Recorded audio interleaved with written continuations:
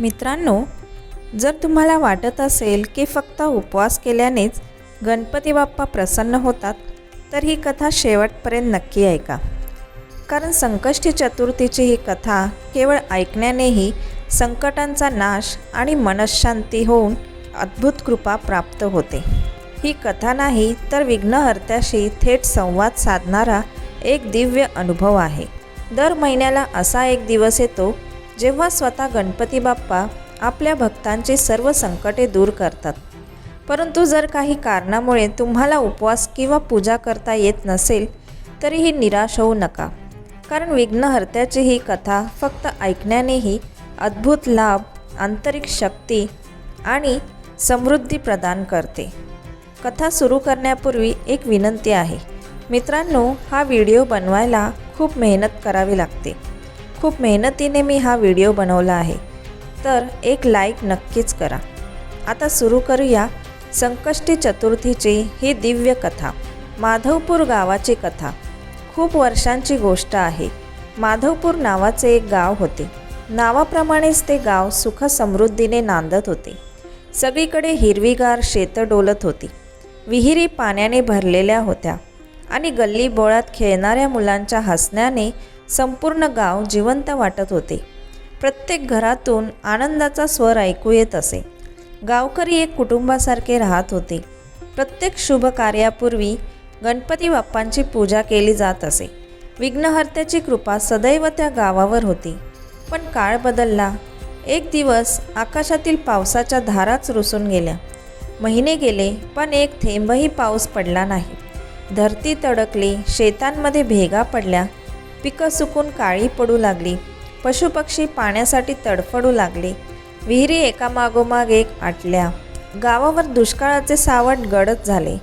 हसरे चेहरे हरवले, डोळ्यात निराशा दाटून आली. हे देवा, आता काय होणार? हा प्रश्न प्रत्येकाच्या ओठावर होता. दुष्काळासोबतच रोगराईही आली. ताप, खोकला, अशक्तपणा संपूर्ण गावात पसरला.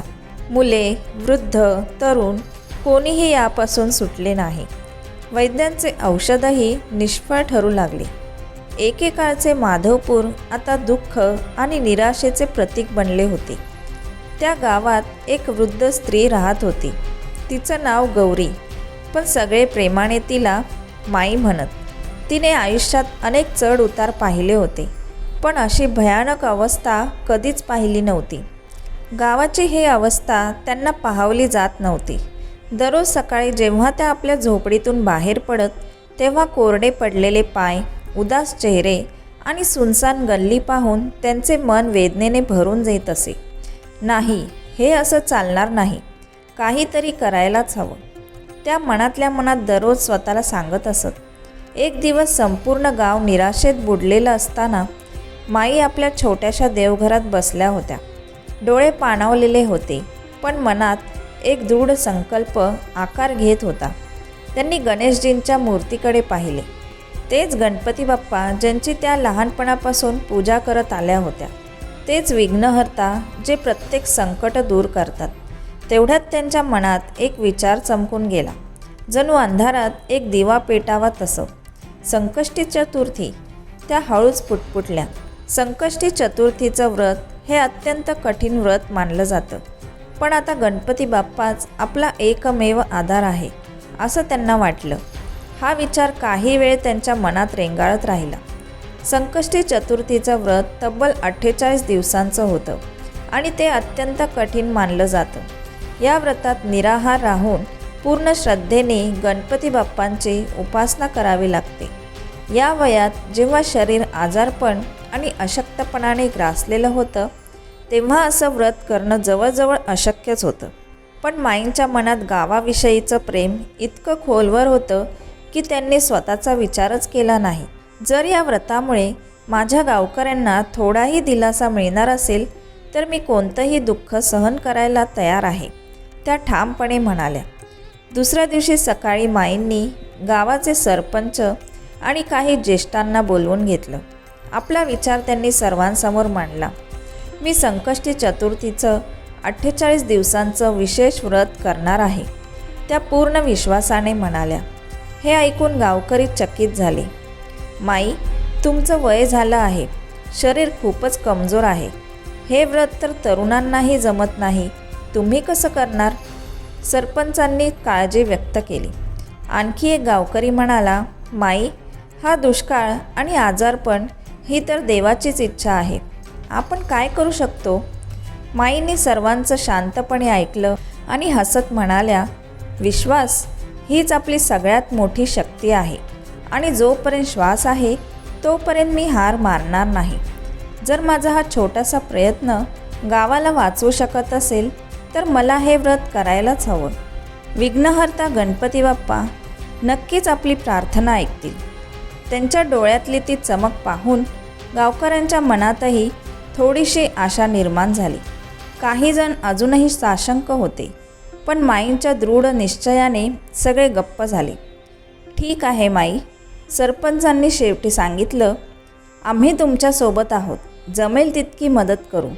आणि अशा प्रकारे भीषण दुष्काळ आणि आजारपणाच्या काळात माईंनी संकष्टी चतुर्थीचं 48 दिवसांचं विशेष व्रत सुरू केलं.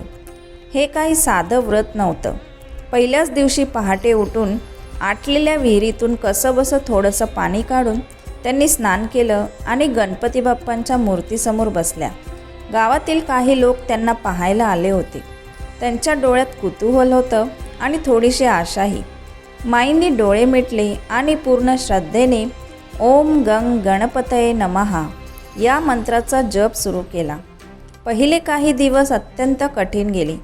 गावात पाण्याची इतकी टंचाई होती की पिण्यासाठीही ते मिळणं कठीण होतं. व्रतासाठी तर परिस्थिती आणखीनच अवघड होती. पूर्वी फळं आणि पाण्यावर राहणाऱ्या माई आता पाण्याशिवायच व्रत करत होत्या. त्यांचे ओठ कोरडे पडले, घसा तहानलेला असे, पण त्यांच्या मनात एकच विचार सतत घोळत असे, गाव गाव आणि गावाचं कल्याण. हे बाप्पा, मला शक्ती दे, त्या मनोमन प्रार्थना करत. दिवस मावळू लागला की त्यांचं शरीर थकून जाई, पण त्यांचा संकल्प मात्र अजिबात ढळत नसे. गावकरी दुरूनच त्यांच्याकडे पाहत राहायचे. भूक आणि तहान यामुळे त्यांची अवस्था अत्यंत बिकट होत असे. एकदा तर त्या बेशुद्ध पडण्याच्या अवस्थेत पोचल्या, पण लगेचच स्वतःला सावरत म्हणाल्या, नाही गौरी, तू अशी हार मानणार नाहीस. हे व्रत फक्त तुझ्यासाठी नाही, हे संपूर्ण गावासाठी आहे. त्यांच्या मनात सतत एकच प्रार्थना घुमत होती, हे माझ्या लाडक्या गणपती बाप्पा, माझ्या गावाची झोळी भरून काढ. मला कितीही कष्ट दे, पण माझ्या गावाला वाचव. व्रताच्या मधल्या काळात काही लोक म्हणू लागले, हे सगळं अंधश्रद्धा आहे. माई उगाच स्वतःचा जीव धोक्यात घालत आहे.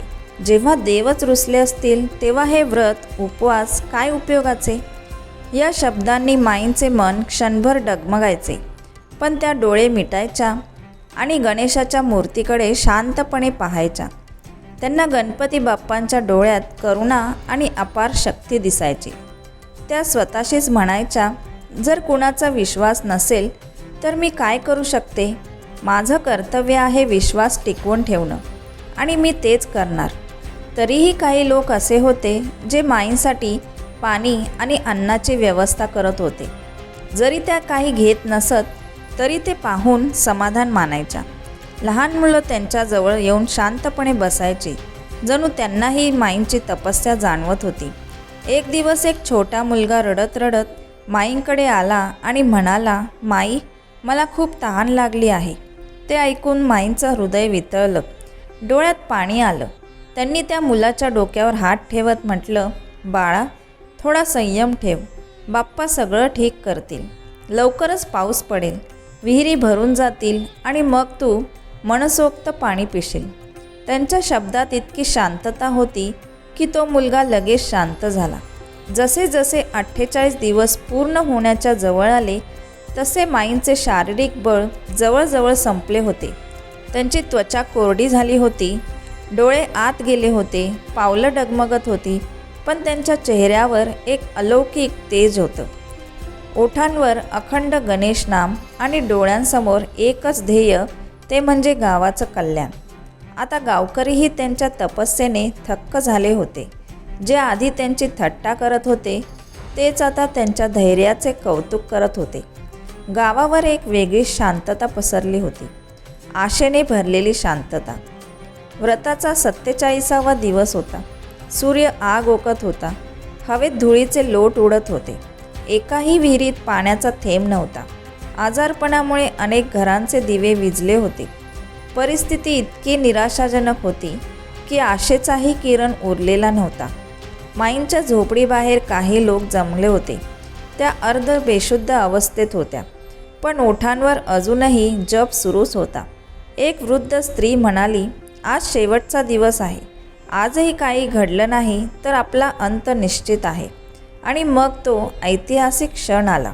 व्रताचा 48वा आणि शेवटचा दिवस. सकाळची वेळ होती. सूर्य अजून पूर्णपणे उगवलेला नव्हता, पण त्याची उष्णता जाणवत होती. माई कशाबशा उठून बसल्या. संपूर्ण शरीर वेदनेने थरथरत होते. क्षणभर त्यांना वाटलं, आज कदाचित मी व्रत पूर्ण करू शकणार नाही. डोळे पाणावले, पण त्यांनी हार मानली नाही. उरलेली अखेरची शक्ती एकवटून त्या गणेशाचं ध्यान करू लागल्या. हे विघ्नहर्ता, आज माझं व्रत पूर्ण होत आहे.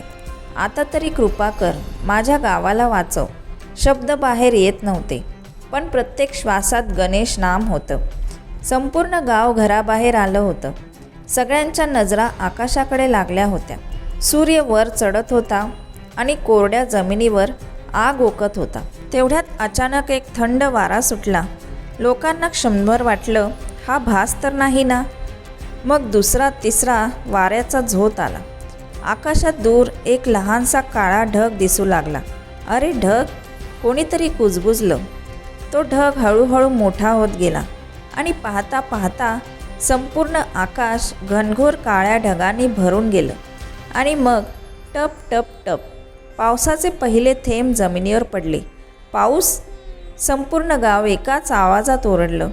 लोक आनंदाने घराबाहेर धावले. डोळ्यात वर्षानुवर्षांची विझलेली चमक परत आली.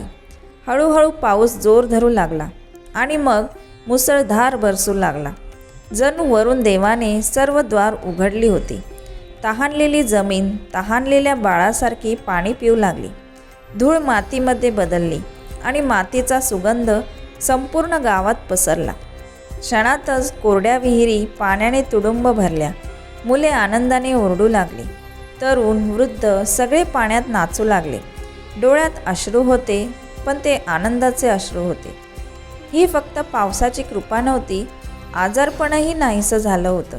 ताप उतरू लागला. अशक्त लोकांना ताकद येऊ लागली.